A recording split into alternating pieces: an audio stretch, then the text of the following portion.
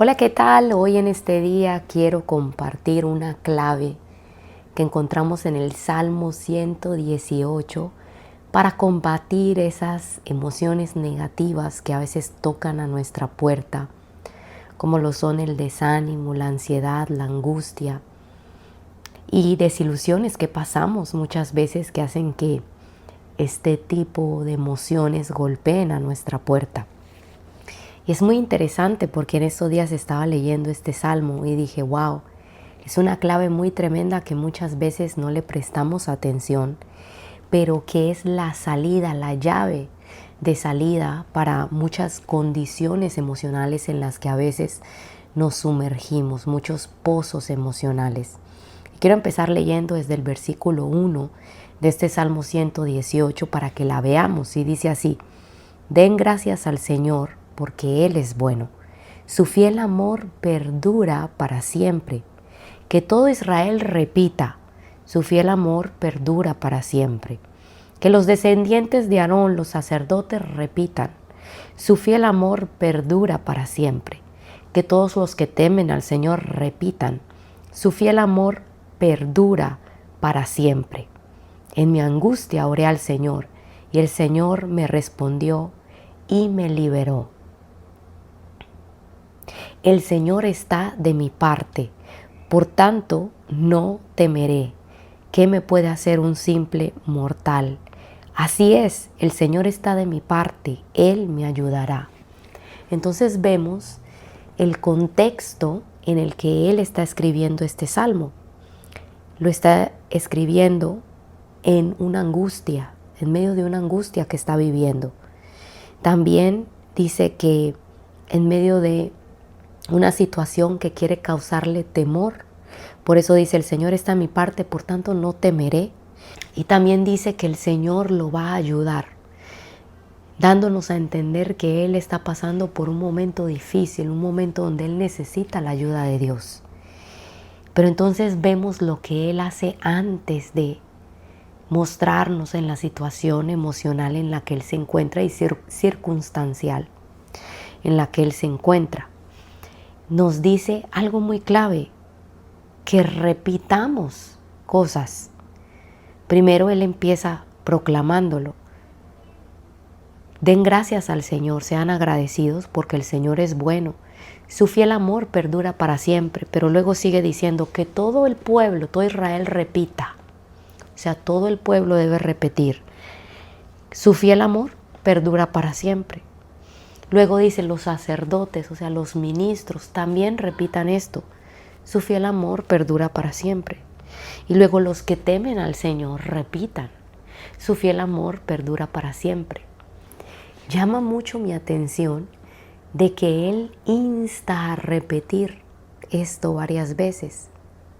¿Para qué lo tenemos que repetir?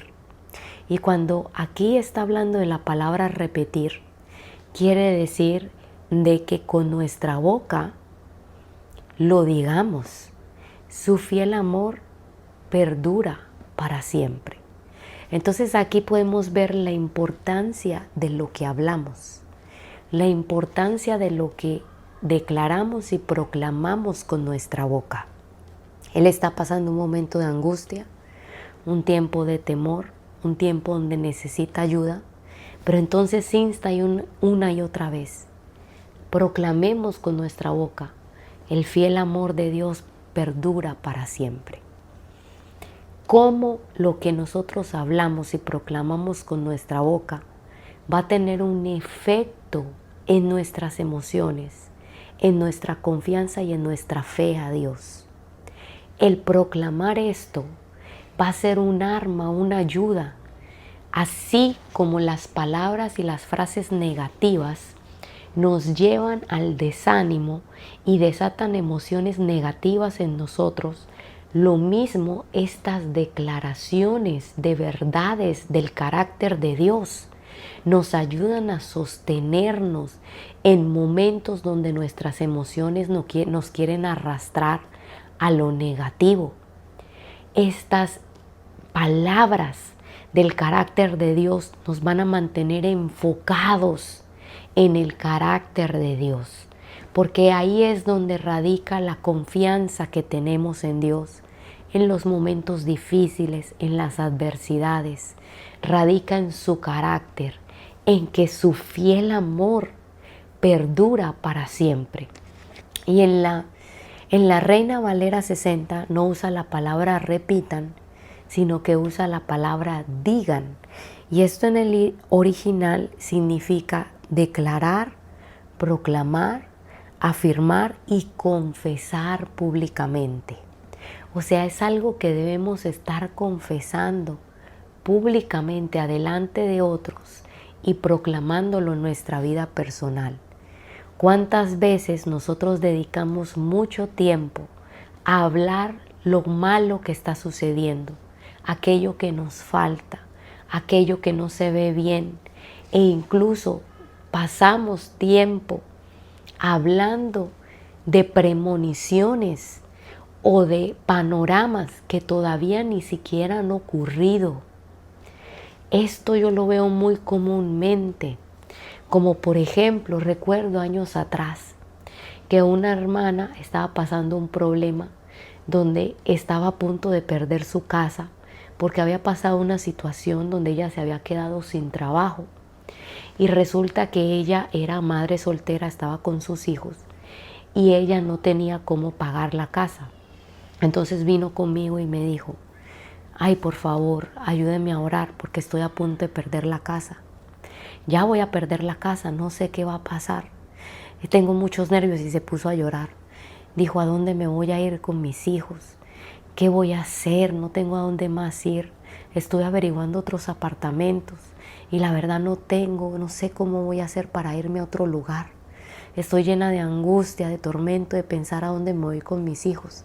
Y esta fue una palabra que el Señor me dio ahí instantáneamente, que hasta yo misma me sorprendí.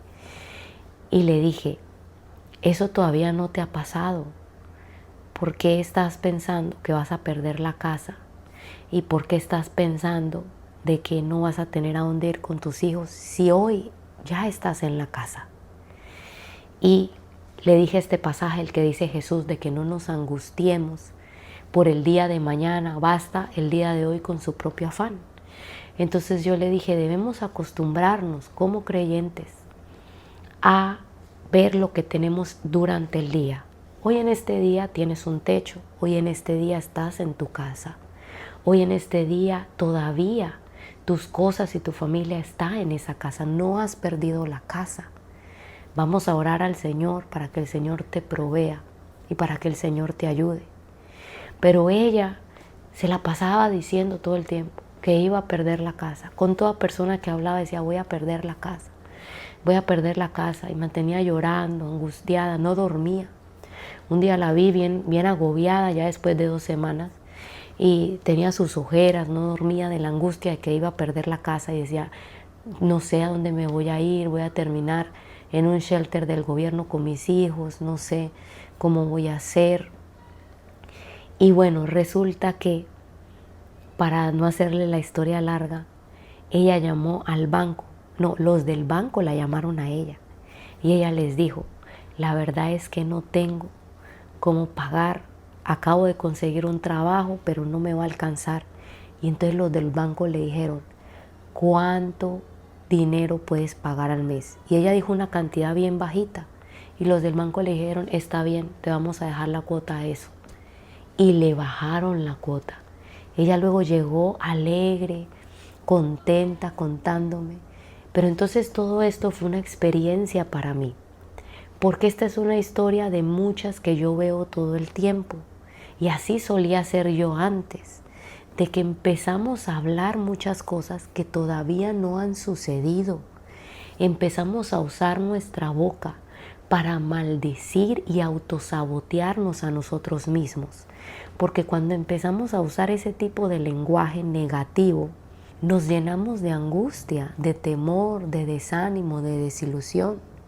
Por ejemplo, si yo estoy teniendo un problema con mi esposo, un ejemplo, o alguien tiene un problema con su cónyuge, si todo el tiempo va a estar hablando mal de lo que está pasando con su cónyuge o del cónyuge, usted no va a tener una ilusión o va a tener un amor por su esposo, por su esposa, o va a tener un corazón abierto a tener una relación sana con su cónyuge, porque usted todo el tiempo está alimentando negatividad con su boca.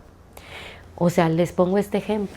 Imagínense que yo todo el tiempo estuviera hablando mal de mi esposo, con mi mamá, con las hermanas de la iglesia, con las personas del trabajo. No, es que mi esposo esto, es que mi esposo no me trata así, es que mi esposo me hace asá, es que mi esposo no me quiere, es que mi esposo no me hace caso.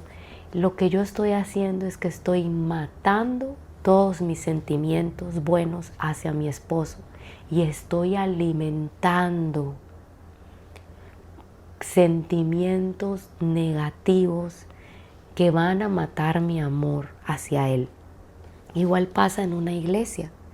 Si tú te pasas hablando mal de esa iglesia, mal de los pastores, mal de los hermanos, mal de lo que hicieron en la actividad, mal de lo que decisión que tomaron, lo que va a pasar es que tú vas a tener una mala actitud hacia esa iglesia. Igual en un trabajo. Yo me acuerdo cuando yo comencé en este trabajo, ya llevo 11 años trabajando en este mismo lugar. Ay, hermanos, a mí me da vergüenza contarles todas mis necedades, pero lo hago porque quiero mostrarles ejemplos de cómo se ve lo que yo enseño en la vida diaria y me gusta compartir con ustedes lo que el Señor me ha enseñado. Pero me da mucha vergüenza la persona que yo era antes. Como dice el apóstol Pablo, las cosas que hacían que ahora se avergüenzan de ellas. Bueno, esa soy yo. Pero le cuento mis vergüenzas para que usted no se sienta que lo estoy acusando a usted, sino para que usted vea cómo todos pasamos por eso y necesitamos hacer un cambio para poder disfrutar de la libertad que tenemos en Cristo. Y parte de disfrutar de la libertad es no alimentar los sentimientos negativos que nos dañan. ¿Y cómo alimentamos los sentimientos negativos? Con lo que hablamos. Con lo que hablamos. Entonces, vea lo que les iba a contar. Cuando yo comencé en este trabajo, yo me empecé a juntar con un grupo de personas que estaban en mi equipo, en el departamento donde yo trabajaba, pero esas personas eran muy quejonas. Se la pasaban quejando de todo, que si la supervisora dijo, que si nos pagaron así, que si pasó esto, pero era una queja tras otra. Pues tanto se quejaban y tanto yo me la pasaba con ellas que terminé yo en lo mismo, hermanos. Esto fue algo que me arrastró, pero yo no lo veía. Yo me quejaba de todo, que por qué hicieron esto, que por qué hicieron lo otro, que por qué hicieron así. Y un día que yo estaba orando, esto fue hace 11 años, un día que yo estaba orando, el Señor me dijo, esa quejadera que tienes, para mí es desagradecimiento, no me estás agradeciendo. Y me dijo, yo aborrezco esa actitud. Cuando el Señor me dijo eso, hermanos, yo como siempre me pongo a llorar y le digo, Señor, perdóname. Me vino una convicción de pecado muy fuerte. Y me di cuenta que esto era una actitud que no le gustaba a Dios. Entonces lo que yo hice fue que me empecé a alejar de estas personas porque yo me di cuenta que estas personas eran las que me arrastraban a esto, me orillaban a esto.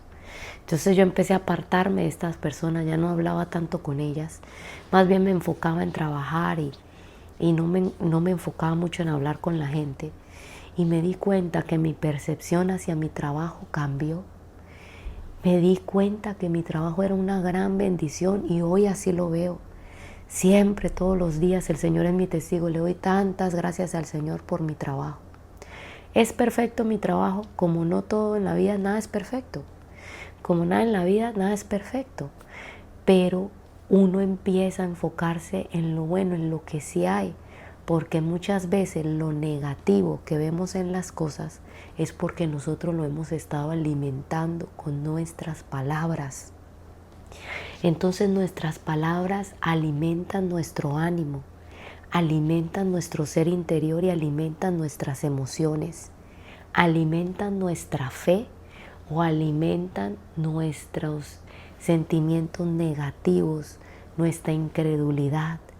Entonces por eso aquí es que el salmista, a pesar de que él estaba pasando problemas, dice, digan, o sea, proclamen, afirmen, confiesen. ¿Qué estás confesando con tu boca? ¿Qué estás confesando de ese hijo? ¿Qué estás confesando de esa situación adversa que estás viviendo? ¿Qué estás confesando de tu situación financiera? Yo me acuerdo que yo antes tenía esa costumbre también. Confesaba todo el tiempo que no tenía dinero. Confesaba todo el tiempo que me faltaba. Confesaba cosas negativas hacia mí misma. Confesaba todos los errores que yo tenía. Yo era muy buena para juzgarme a mí misma duramente. Mantenía confesando cosas negativas.